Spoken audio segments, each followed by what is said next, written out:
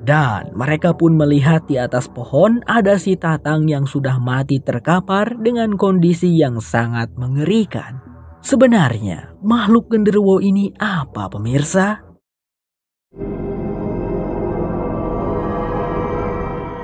Ini adalah channel Malfest, menghadirkan alur cerita yang sangat the best, bisa menghibur dan menghilangkan stres. Yang belum subscribe ya subscribe dulu guys.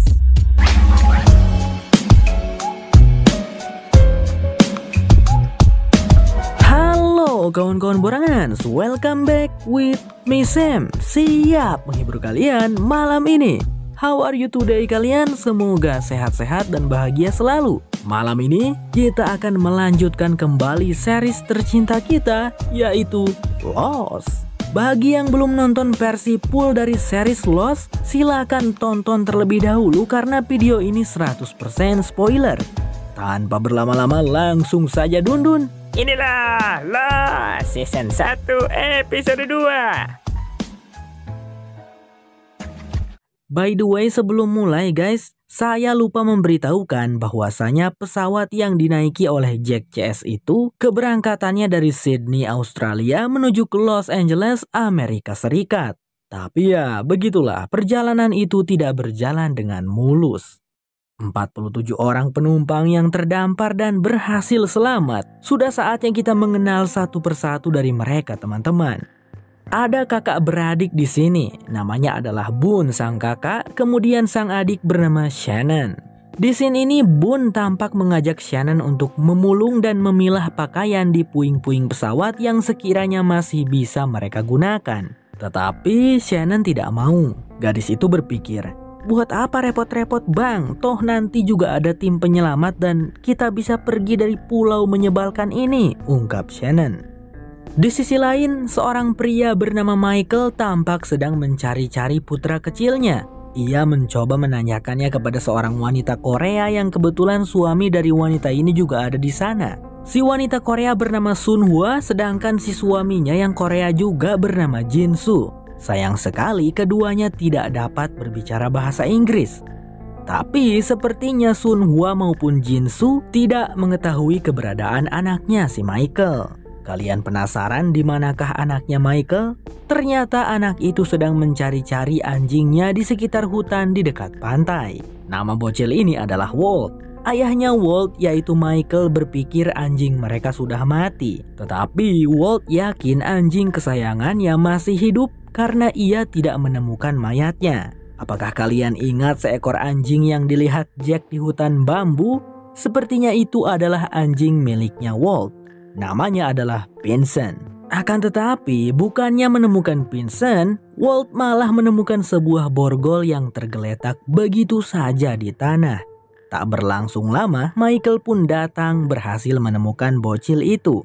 Dan ia sedikit mengomelinya karena Walt pergi ke wilayah hutan. Itu berbahaya. Lalu terlihat Walt menunjukkan borgol yang ditemukannya. Jadi, apakah ada seorang tahanan di antara para penumpang yang selamat? Di sisi lain, Jack, Kate, dan Charlie sedang dalam perjalanan pulang ke pesisir pantai. Jack terlihat terus berusaha menyalakan alat transaper. Dan di situ Charlie juga terus menanyakan apakah alat itu berfungsi. Karena ia merasa cukup ngeri sebab pilot Tatang mengatakan sebelumnya tidak akan ada yang bisa menemukan mereka kecuali alat transaper itu berfungsi. Namun Jack berkali-kali mencoba, alat tersebut tetap tidak bisa berfungsi. Singkat cerita, ketika mereka bertiga sampai di pesisir pantai, ternyata sedang ada keributan di sana. Dua orang penumpang bernama Syed dan Sawyer terlibat adu baku hantam. Rupanya penyebabnya adalah borgol yang ditemukan oleh Walt. Sawyer menuduh Syed teroris yang ditahan karena ketika di dalam pesawat ia melihat Syed terus menyembunyikan tangannya di dalam selimut. Tak sampai di situ, Sawyer juga menuduh Syed yang telah menyabotase pesawat hingga terjatuh. Untungnya keributan itu berhasil dilerai oleh Jack dan Michael. Tentu saja mereka tidak bisa langsung menindak Syed karena tidak ada bukti apapun kalau Syed adalah teroris. Lupakan saja hal itu, kata Kate. Karena sekarang yang lebih penting adalah mereka mendapatkan alat transaper namun alat tersebut tidak berfungsi. Said lalu memeriksanya. Dan setelah diperiksa, ia pun mengambil kesimpulan kalau alat tersebut mati. Namun, Said sepertinya bisa memperbaiki Trainsaper itu. Di sana, Sawyer terlihat kesal karena Said justru malah dipercaya oleh orang-orang. Ketika Said sedang berusaha memperbaiki alat Trainsaper-nya, Hurley datang menghampirinya sambil mengajak berkenalan. Mereka berdua pun sedikit berbincang. Di situ, Said mengaku jika dirinya dulu pernah bekerja sebagai petugas komunikasi militer. Makanya dia cukup tahu banyak tentang peralatan-peralatan komunikasi. Hurley. You're okay too. I was a military communications officer. Oh yeah? Said. Sementara itu, Jack terlihat sedang mengecek keadaan seorang pria yang tidak sadarkan diri, tapi masih hidup. Ada serpihan besi yang menancap di dadanya. Ngeri cuy. Kate bercerita bahwa pria itu duduk di sampingnya ketika di dalam pesawat. Jack lalu berkata jika dirinya harus mencabut serpihan itu, karena jika terus dibiarkan maka pria itu akan meninggoy dalam waktu dekat. Sebenarnya kalau ada kejadian seperti ini enggak boleh dicabut ya guys. Sangat dianjurkan untuk dibawa ke rumah sakit terlebih dahulu. Karena kalau dicabut bisa mengakibatkan pendarahan hebat. Tapi di sini Jack tidak punya pilihan sebab tidak ada rumah sakit di pulau antah berantah ini. Jack mungkin bisa mengatasi pendarahannya. Namun antibiotik sangat diperlukan untuk mencegah lukanya terinfeksi. Berharap saja nanti mereka bisa menemukan antibiotik di puing-puing pesawat. Beberapa saat kemudian, Said tampak menemui Kate. Pria itu ternyata berhasil memperbaiki alat Trainsaper. Tetapi masalahnya alat tersebut tidak bisa mendapatkan sinyal dari pusat komunikasi terdekat. Bisa saja Said membroadcast siaran berharap ada pesawat atau kapal lewat yang bisa mendengar siaran mereka. Tapi itu akan menghabiskan baterai Trainsaper-nya. Jadi rencana Said sekarang adalah pergi ke daratan yang lebih tinggi, berharap Trainsaper-nya mendapatkan sinyal. Tentu saja Kate akan ikut bersama Said. Tak berselang lama, scene memperlihatkan Boone bersama adiknya sedang bertengkar dan berdebat. Boone kesal melihat adiknya yang terus saja berdiam diri, melamun tidak melakukan sesuatu sama sekali sejak kemarin. Dalam pertengkaran itu, Shannon sangat kesal dan baud pada kakaknya itu. Alhasil ketika melihat Said dan Kate yang tampak bersiap akan pergi, Shannon pun nekat ingin ikut bersama mereka. Dan Boone yang tentu saja khawatir pada adiknya itu memutuskan untuk ikut serta juga agar bisa menjaga adiknya itu. Si Charlie pun juga kembali ikut pemirsa. Saat mereka berlima bergegas pergi, si Sawyer terlihat sedang khusyuk dan serius membaca sebuah surat. Dan ketika melihat rombongan Said pergi, Sawyer memutuskan untuk turut ikut juga. Entah kerasukan apa sih Sawyer guys.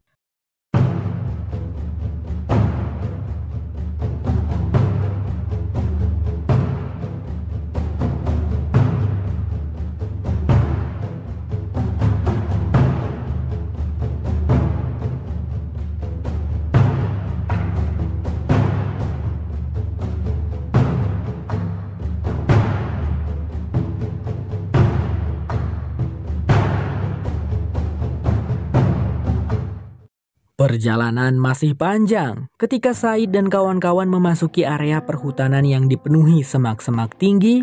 Tiba-tiba saja terdengar sebuah suara geraman yang mengagetkan mereka berenam. Kemudian disusul dengan suara derap langkah kaki berat yang menuju ke arah mereka. Semua orang tentu saja langsung berlari karena takut, namun tidak dengan Sawyer. Ketika makhluk itu sudah cukup dekat, Sawyer pun mengeluarkan pistolnya dan dor.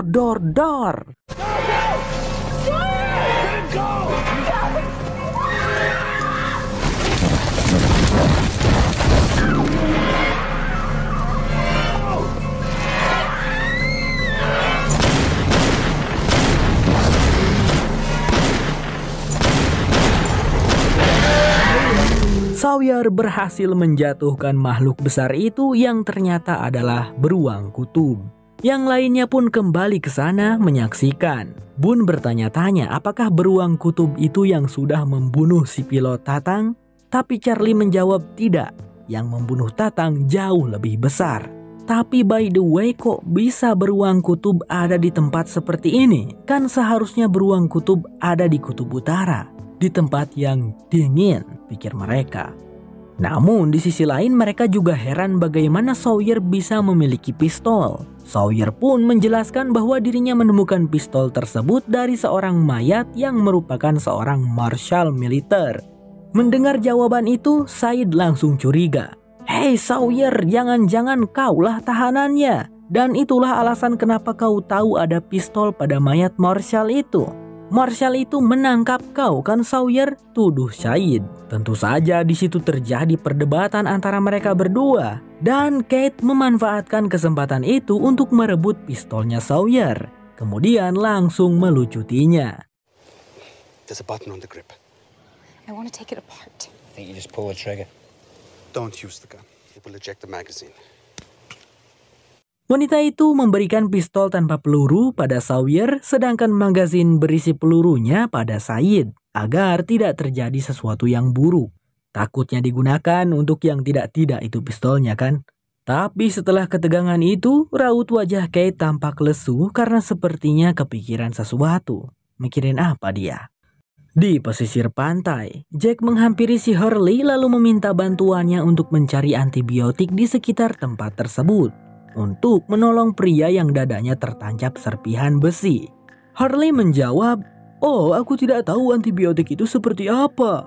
Jack lalu berkata, "Cari saja obat dengan nama belakang Mycin atau Shilin, Hurley." Di saat yang sama, Michael terlihat sedang berbicara berdua dengan anaknya. Walt masih sedih karena Vincent anjingnya masih belum ketemu. Lalu Michael mencoba menghibur dengan mengatakan, "Walt anakku, nanti kalau kita sudah sampai di rumah, ayah akan belikan anjing yang baru. Gimana?" bujuk Michael. Tapi bukannya senang, justru Walt semakin sedih dan memilih beranjak pergi meninggalkan ayahnya. Tak lama kemudian, Jack datang ke tempat itu karena dirinya sedang mencari peralatan tajam seperti pisau untuk membedah.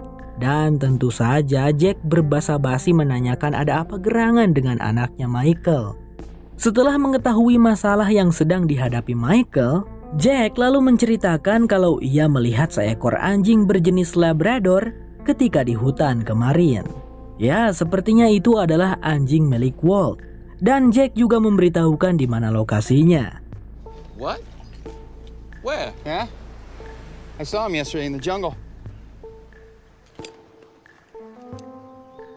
Si kecil Walt melihat seorang pria tua botak yang sedang memainkan suatu permainan papan. Karena Walt tertarik, ia pun mendekati pria tua itu. Namanya adalah Mr. Locke. Meskipun baru pertama kali berinteraksi, Walt sepertinya langsung akrab dengan Mr. Locke. Mr. Locke pun sedikit bertanya kepada Walt, ibunya Walt di mana. Dan Walt pun bercerita kalau ibunya sudah meninggal beberapa minggu yang lalu. Dan sekarang Walt tambah sedih karena kehilangan anjing kesayangannya. Kemudian Mr. Locke pun menghibur Walt dengan menunjukkan permainan backgammon yang ia temukan itu. Sedangkan si Jack saat ini sedang bersama Hurley. Ia meminta bantuan Hurley untuk memegangi si pria tak sadarkan diri selama Jack melakukan pencabutan serpihan. Takut-takut pria itu tersadar karena merasakan sakit.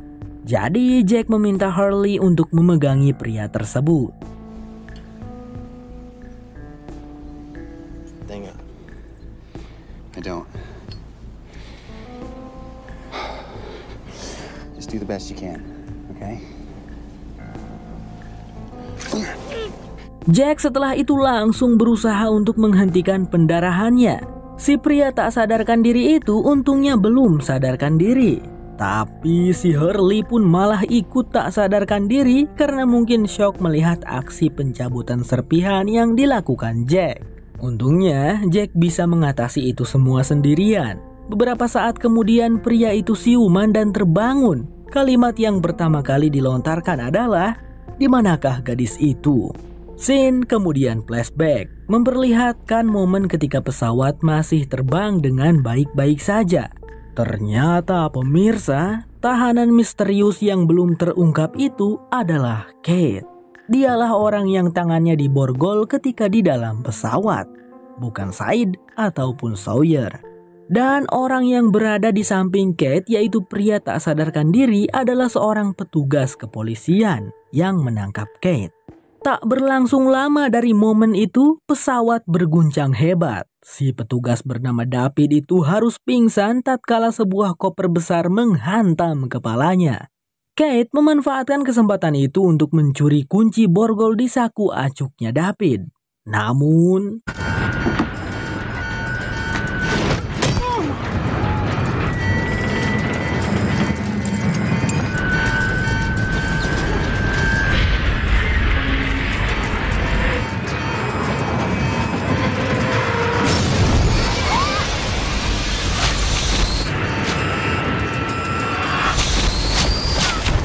Kate sendiri sekarang bersama kelima rekannya sudah sampai di dataran yang cukup tinggi meskipun belum sampai di dataran yang paling tinggi. Said mencoba menyalakan transceiver dan ia terlihat sangat senang karena alatnya mendapatkan sinyal. Namun ia tidak bisa mengirimkan transmisi karena ada sesuatu yang sudah mengirimkan transmisi dari tempat itu. Hey! We've got a blast! Get the frequency first, hold on. There's no transmission, is Could be a sat phone, maybe a radio Can we listen to it? Said mencoba mendengarkan transmisi tersebut. Lalu terdengarlah suara seorang wanita berbahasa Prancis. Transmisi tersebut berasal dari pulau ini dan berulang-ulang selama 30 detik. Apakah ada orang lain yang selamat selain mereka? Pikir mereka bertanya-tanya. Kebetulan si Shannon mengerti bahasa Prancis dan ia mencoba untuk menerjemahkan suara dari wanita itu. Kurang lebih artinya adalah si wanita Prancis ini meminta pertolongan. Dan di akhir kalimat ucapannya adalah, "Aku sendirian di pulau ini. Sesuatu telah membunuh semua orang. Kumohon siapapun tolong aku." Begitulah isinya. Tapi ada yang janggal. Di setiap akhir transmisi disebutkan sebuah angka yang panjang. Said langsung sadar bahwa angka-angka itu adalah jumlah pengulangan. 7.294.533 kali. Said langsung menghitung dan setelah berhasil menghitungnya ia pun kaget. Karena transmisi ini telah mengulang selama 16 tahun lebih 5 bulan. Anjay gurinjay. Selama itu transmisi berulang, tapi sepertinya tidak ada yang berhasil menemukan transmisinya ataupun berhasil menyelamatkan si wanita Prancis ini. Someone came. Why is it still playing? Maybe they came for them. Someone else was stranded here?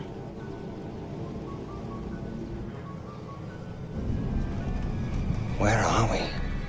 Los bersambung. Kalau kamu suka dengan channel ini, jangan lupa pencet subscribe ya teman-teman. Bagaimana pendapat kalian kawan-kawan Borangans tentang Lost episode kali ini? Berikan penilaian kalian dari 1 sampai 100 ya di kolom komen. Sampai jumpa lagi di episode berikutnya. Bye bye.